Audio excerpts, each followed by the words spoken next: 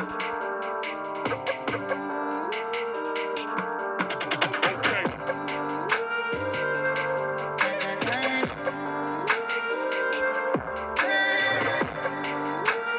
to the Mind Basketball Podcast, also known as M.O.B podcast. I'm Evan.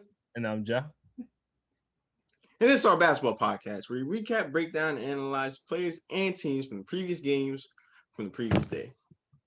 Jeez. How are you this special Sunday afternoon, Ja? I should correct myself. Sunday morning. It's cool. Super Bowl.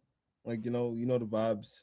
Yes, Yeah, sir. Super Bowl Sunday for anybody in America. That's the only place that Super Bowl matters. You plan on watching it? Hell no, I don't watch football.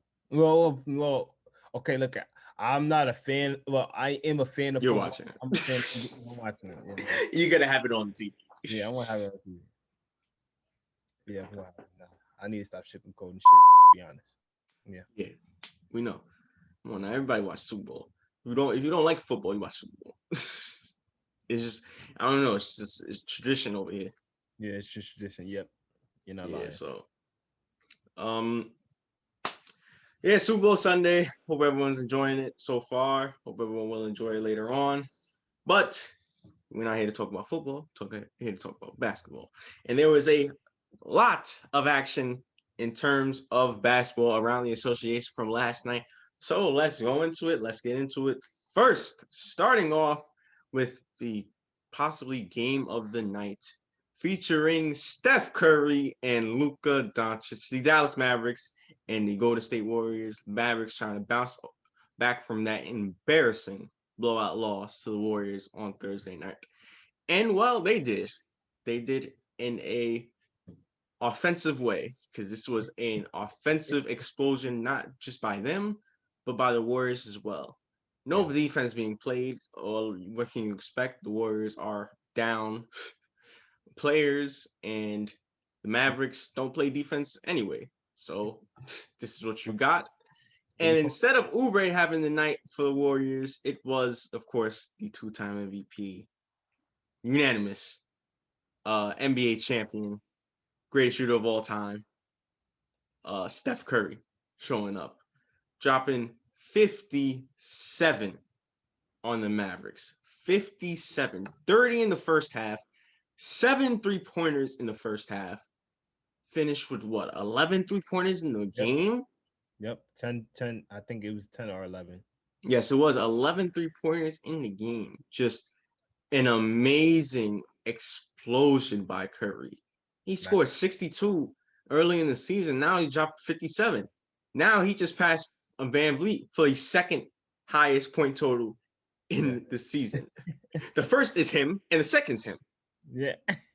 Yes, it is. He holds both of the records for this season for highest scoring games. Two things you could take away from this game. Well, let's just say three things. Offensive masterpiece from both teams offensively. The beautiful duel between, once again, a young buck and an established Hall of Fame star.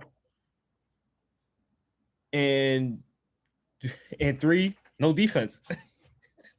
I think that's what it boils down to. There's no defense. Yep. It was basically a West Coast or a Western shootout, basically, from both teams. Yep. They just had it going, and mainly because of the fact that the Golden State had it going, mainly because of the fact of who you just highlighted. Stephen Curry, 57 in the night, 11 threes. The dude pulled up from the logo. Pull up the footage. Oh my gosh. With just confidence, just calmly. And he did a stupid dance after it, but it's like, if you want to know how the night went for him, just pull up that footage right there, and then you're gonna see I don't know what that was, but it's just like that was embarrassing. Draymond Green, whole imprint on the game except for just one aspect, of course, but scoring. Scoring. But that's how he plays. He's not a scorer, but he can impact the game in every which way. Yep, every which way. And there was no defense, but besides Draymond. Yeah. He brought the defense. 6 steals and 4 blocks. Yep. 6 steals, 4 blocks, and I believe, correct me if I'm wrong, 15, 16 assists. 15 assists. Yes, 15 15 assists. assists. He just had it going. The pure play, he's not the pure playmaker, but he's the primary playmaker for this team because of Curry's ability to move without the ball. But then you want to switch sides, right? And you talk about that Slovenia kid who's been in the media for 13 years, since the age of 13, not 13 years, since the age of 13, who said it's more easier to score in the NBA than it is overseas, and he's once again proved it. The thing is more difficult to win here in the NBA than it is overseas. Well, that's debatable, but he's continuing to put on the show each and every time, and he basically, along with the fact of Dallas finally hitting shots and making their threes and everything, he was able to get them out of this hole. As a result, the Mavericks went on a big run in the fourth quarter. Even though Golden State continued to fight back, they did go on a run, and as a result, thanks to him, Tim Hardaway, who even though had a struggling beginning, he was able to pick it up. Porzingis had a good game. As a result of all of that going on, they were able to close out the game, the Mavericks. Yep. You talking about Luka. Curry had 57. Luka had 42 and 11 assists. Not only was he getting his shots and making his shots and getting to the basket and scoring, he was dishing it out. Great passer. He was a facilitator for the Mavericks, as he's always been a facilitator for the Mavericks, even in his rookie year. And I mean, you could he already knows the plays to make in the final moments, whether that's him taking the shot or whether he needs to pass the ball. And a prime example was late in the game, final few seconds, final 20 seconds, and the Warriors chose to play up, not foul, because they just play defense and they miss a shot or they just get a 2, it's still a 1-possession game because of the shot clock. So they chose to do that, and the Mavericks hit the ball to Luka. Warriors try to double team him. Luka immediately passed to Maxi Cleaver in the corner, hits the corner 3 big time, basically ends the game because there's 5 seconds left, and there's nothing you can do at that point. And so he knows the right plays to make when needs to, similarly to LeBron, not just by shooting, but making the better pass, making the better play. Yeah, and seeing the play before it even happens, he knew the attention that he brings as the primary ball handler and as a star of this team who could create his own shot. So it's just when you have that ability and yet you also have the high IQ and the playmaking ability, then you can also feed off of that by knowing that, hey, I know that all the pressure is coming on me. So, but yet that leaves another teammate of mine as an opportunity to be wide open. Let me feed him. And he found the right person at Maxi Kleber, who even though isn't a great shooter, he's a really good shooter, and you could depend on him to make it whenever it counts. Yeah, and for the Warriors, I was upset with them because so you don't want to foul, but I see you want to double team Luka, obviously. Okay, smart play. You had to double team Luka. He makes the right decision, but Draymond was confused of whether to guard the 3 or Porzingis. This is how I see it. If Draymond pull up the footage, Draymond just steps up, puts a hand in his face, maybe he misses it. Or if he instead of shooting, he passes Porzingis, he scores. It's still a 1-possession game. Yeah, I would not in that position. I would not give up a 3 at all. I would rather take a 2 than a 3. Yeah.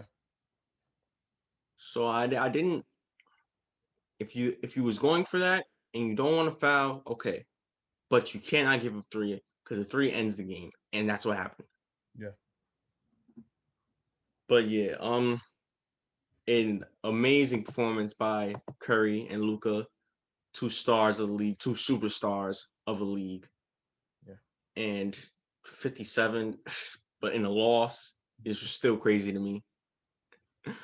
And Luka was, of course, proving that he. Hey, to end it off with Luka, just know it's more easier to score in the NBA than it is overseas. That's it. Just go into that and just move on from it. Yep. Great win by the Mavs, avenging that despicable loss to the Warriors a few nights ago. But all right. That was the main primetime game. There was the other primetime game earlier in the day, which featured the Denver Nuggets and the Sacramento Kings. And speaking of 50, I'll Yes. let you talk about this game. Take it over from here. Yes. So okay. So this Kings and Nuggets game was a really entertaining game all the way up until the fourth quarter, or like the last moments of the fourth quarter. It was a back and forth scenario in that first half, but let's just be honest. When it came to the Nuggets side, it was more of the Joker show. Joker is it was 105. It was 105, and he just couldn't be stopped. And as a result, he got a career high 50. He was balling out. There was one point in the game, he even went at it with Hassan Whiteside.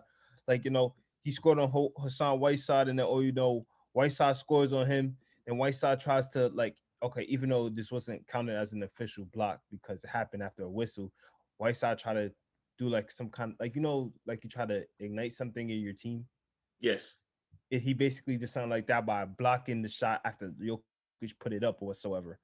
And it was just that sort of exchange from that point on. But yeah, Jokic was just balling. They left him open for a three, in which, close game going down the stretch, and it looked like that the Kings were about to, mess it up a little bit. He got a three, he made it, and he made another three, which he banked it off. So you could just see that his whole imprint is on the game. One of the best bigs in the game right here, and he's basically shouldering the burden of this team, putting the team on his shoulders and trying to carry them. But when it's just you, it's not going to be enough. Yeah, he's the Joker, but it felt like he was going up against Batman, Robin, Nightwing, Batgirl, Batwoman, Red Hood, Yes, the Kings. Alfred. Yeah, the Kings had it. The Kings had it going. Wow, you want to talk about a display, and mind you, their second best player to even had A good 5 more game, points no. than us. Buddy Hill. Yeah, he had 5 more points than us. De'Aaron Fox had a great game. Rashawn Holmes, again, we talk about the big contribution that he's making to his team, especially on the inside presence and his energy, the tenacity that he brings on the floor every time. Harrison Barnes, a great creating his own shot each and every time down the line. But most importantly, let's give it up for the rookie.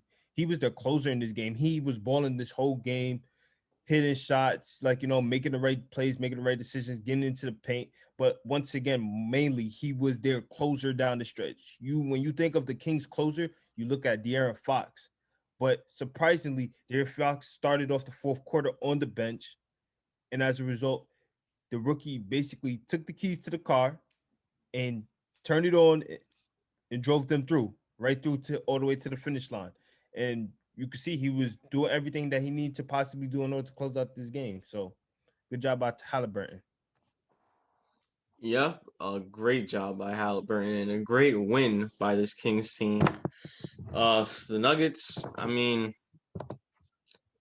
they need to, every time we talk about the Nuggets, every time we watch them, it feels like it's just Jokic.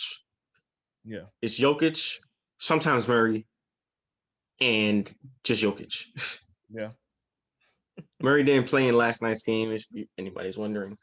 So that's why we really didn't talk about him. But that's how it feels. It's just he's always feels like he has to do everything. Yeah. He's a rebounder. He's a passer. He's a scorer. Yeah.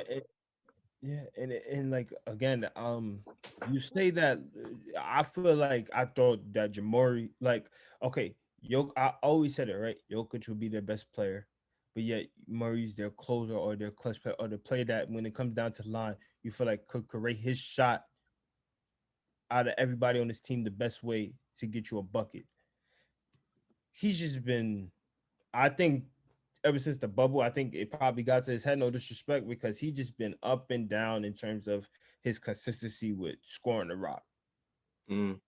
You know, yeah. Well, I'm not gonna spend too much time on Murray. As I said, he did not play last night, but I will be watching when he comes back in his next couple games and how he performs. But nonetheless, dominant display by Jokic, but the Kings do get the win in a great win by this Kings team. Their second win against this Nuggets team. All right. There was a slew of other games that happened from last night. So many crazy, wild games coming off of um Saturday night. And I'll take it to you first. What do you want to talk about? Anything that you saw around the league? Anything that you noticed? Um, it was a battle in Texas between the Spurs versus the Rockets. And let's just say that there's nothing really much to say. It was mainly Spurs for majority of the game, and then the Rockets had a big run down the stretch in order to try to even have an opportunity to even try to win the game. But again, this Spurs team has just been playing so well, clicking as a team as a whole this whole season, and you could see it. It went from mainly an inside and mid-range game to an outside game, and then they continue to do that in their flow, their consistency, their team play, all because of course, Greg Popovich, the legendary coach, the way he has his team going. He's more utilizing these young players to connect with these older vets or whatsoever on the team, and you can see it. DeRozan had a huge run. He had a monster game, 30 points. Like, one of my favorite players. How I felt about DeRozan. And this whole team just had it clicking. And even though the Rockets had an opportunity to win the game, the Spurs said no, and they went on their 10-0 run or their big run down the stretch right there in the last closing moments in order just to take the win. Mm-hmm. Yep. A great win by the Spurs. As you said, DeMar DeRozan showed up, even though John Wall had a great game and Eric Gordon had a great game coming off the bench. But nonetheless, a good win by the Spurs team. All right. Any other games you want to speak about? Yeah, also with the Hawks and the Raptors, let's just say it was a good back and forth. It was a good back and forth, but then the Raptors look like the Raptors of of the beginning of the season, and the Hawks started doing well balanced offense from all around on the floor, from working inside to hitting their threes. What this Hawks team is really known for being well for offensively. If it's not hitting their threes, it's finding ways to get the open man to get into the paint or whatsoever. Is just that's their system of offense. That's their offensive flow. And and at that point, it was basically their game down the stretch. Don't get me wrong, the Raptors had their runs. Siakam did well, Van Vliet did well, but in a moment when it's more important with closing out games, the Hawks were able to close out the game. They were able to close out the game on an important run, and as a result, they won the game. I don't remember the score, but I do know that they. 132, 121. Yeah, Yep. And as they take that sixth spot in the East, that little battle between 8, 7, and 6, really tight. It's really tight. yeah, So yeah, a great win by the Hawks. Uh, thought the Raptors would have won this game coming off of that win against the Nets, but yeah. I guess not. All right. Um, games that I want to talk about. First, let's talk about those defending champions. The Los Angeles Lakers going up against the Detroit Pistons. Now, you might be wondering, why are we talking about this game? This is the Lakers and the Pistons. This was an easy win. Of course, they have to get this win. I mean, they lost to the Pistons last time they played, so this was easy. This is a blowout, right? Yeah. Well. Right? The Lakers won. The Lakers still won. Don't say that with so much confidence. Don't say that with so much confidence. Yeah. Yes, for anyone wondering, the Lakers did win, but it did not come easy, as they did have control for the majority of the game, and then the fourth quarter hit, and it was just like, oh well, that's it. And because of their lackluster play in that fourth quarter, the Pistons were able to come back into the game and tie it via a Josh Jackson bucket late in the closing moments of the fourth quarter. And Josh Jackson had a great game, 28 points coming off the bench. And they went into overtime and they battled it out. And somehow it was still tie game towards the end.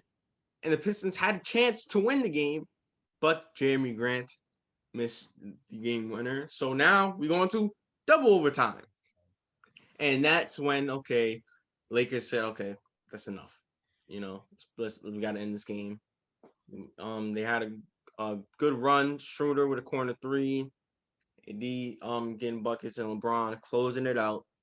Yeah. The dagger 3-pointer. So they basically seal this deal. But I will give credit to this Pistons team. They fought hard. They played well. Jamie Grant had a great game. Like I said, Josh Jackson was big for them. Stepped up in that fourth quarter for them to get back to the game. And surprised at how the Lakers played, really. Really surprised. But nonetheless, why not thinking Duel Wright's on the Pistons? Yeah.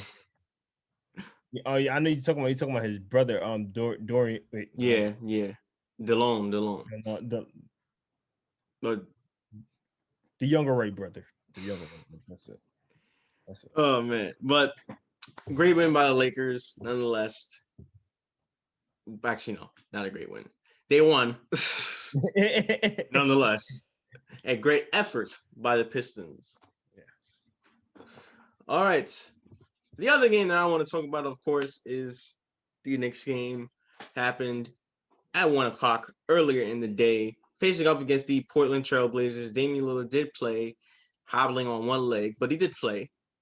And believe me, he showed up, hobbling on one leg.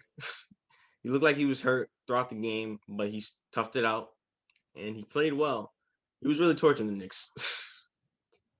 He was really torching the Knicks, but the Knicks playing hard. It seems like we've been saying that all season. Yeah. Well, they were playing hard. They was hustling. They had great defense, especially. Well, they got lucky towards the end of the fourth quarter, but they had great defense throughout the game. Emmanuel quickly then shift Carmelo. I told you before the podcast, hurt as a Melo fan, but as a Knicks fan, I loved it. Julius, what you said? Emmanuel quickly is basically telling Melo, it's time for you to retire. Don't do that. Don't do that to Melo. Don't do that to Melo. By the way, Melo did not have a good game last night. As we said, the Knicks defense really tightened up and he struggled. Yeah. But nonetheless, he is 10 points away from passing Oscar Robertson, 12th all time in the scoring list. So that is just a milestone to add to Carmelo's Hall of Fame worthy career. Hopefully he gets it very soon. Should have got it last night to get the Knicks, but okay. Not gonna understand why. No, because at first I was like, he's only like about to be at 10th. I thought he would be top 10 already. Like I thought he'd be like in the 9 category, 8 category, but then I forgot, like, those other years. So you talking about when Houston released him and nobody wanted him? Yeah. Like he was a slut. But yeah, continuing what I was saying. Elfrid Payton stepped up back-to-back 20-point games for him. Julius Randle with another great performance, trying to prove that he is an all-star. And the Knicks with an impressive win. As I said, they almost gave up and collapsed towards the end of the fourth quarter. Luckily, Trailblazers missed 5 straight 3-pointers, 3 of which were open when the score was 106-99. And Knicks held on to this win, holding the Trailblazers to under 100 points. So, yeah, an impressive win by the Knicks. Good job, Thibodeau. Yes, really good job. Can you please start quickly, though? All right. Now it is prediction time for this afternoon set of games. Because tonight, obviously, is Super Bowl, so NBA would be stupid to have NBA games on during that time. All the games will be happening before 6. So let us get into it. First, starting off with the 1 o'clock game featuring the Miami Heat up against, again, the New York Knicks. With another 1 o'clock game for them. Yeah, they've been having a lot of 1 o'clock games. I got the Heat with this one, though. The Heat with this one? I know they've been struggling, but so I can understand if you pick the Knicks, but I got the Heat with this one. Yeah, but then I don't want to be biased and all that, but who cares? Yeah, I got the Knicks. All right. The Oh, no, I got the Knicks as bias, but he have been struggling off and on, I believe, and they still need to get it going. And I feel like the Knicks can pull out a win. Yeah. Hopefully, because sometimes they get inconsistent too. They win 2 straight, then they lose 3 straight. But yeah, the Wizards on the Hornets. Hornets. Hornets postponed. The Jazz or the Pacers. Jazz. Jazz. Yeah, Jazz. I'm about to say. I was thinking about it. But I think Jazz. All right, the first and only primetime game for this afternoon is the Boston Celtics up against the Phoenix Suns. I got the Suns. with this one. No, I got the Celtics. Because I think Jaylen Brown was just out because of rest or something. He wasn't out with no injury. I didn't hear him with no injury. I got the Suns, as this is not 1977. 76, I mean. But I got the Suns. Hopefully, Devin Booker and Chris Paul can show up for this game. What? Okay, watch you say that, and then they go into like 5 overtimes. That's all I gotta say. I guarantee you, this will not be the greatest game ever played. I guarantee you that. But yeah, I got the Suns. And lastly, 3:00, the last game features the Sacramento Kings coming off that big win against the Nuggets up against the Clippers. Paul George is out for this game as he is recovering from a toe injury. Yeah, thank you. Keep it at a toe injury. Do not say the name. Please don't say the name. Who you got? Repeat it. Clippers versus who? Damn, I know they suck, but the Kings. I got the Clippers for sure. Yeah, I know they got momentum. I know the Kings got momentum, but I got the Clippers. Come on. This was the Lakers in 2002. I'll probably pick the Lakers. But since this is the other LA team, I got the Kings. Plus, Paul George's not playing, so I think they can edge out this win. Sneaky win. Yeah. They could. They have a possible chance. Yeah, they have a possible chance. But all right. Now I think it's time to wrap things up on this Super Bowl Sunday. Any final thoughts? Lakers, you're not Showtime. What, they're not making the finals now because they lost to the Pistons and they went to double overtime with them? Yeah. Here comes. Look, I'm about to sound like a casual. KD has a bigger impact than Braun on his team. Oh my gosh! Stop! I'm joking. Just jokes. Just kidding. Well, yes. All right, that'll be all. I hope everyone will enjoy the rest of their Sunday. And watch Super Bowl. It is fun because I'll be watching. Who you got? Tell you. Oh, you asked me who I got in the Super Bowl? Yeah, who you got right now? Who you leaning towards? They said not to bet on him, but not to bet against him, but anybody but Tom Brady could just fine with me. I mean, come on. That man is the most. I'm a New Yorker that loves football, so I can't go for Tom Brady. Come on. I'm not gonna lie, he's probably the most hated football player of all time. The amount of times I hear people hate on this too. He is the GOAT at the end of the day, sadly. Well, I thought Jerry Rice was the GOAT. Jerry Rice had Joe Montana throwing the ball. And then Steve Young. But hey.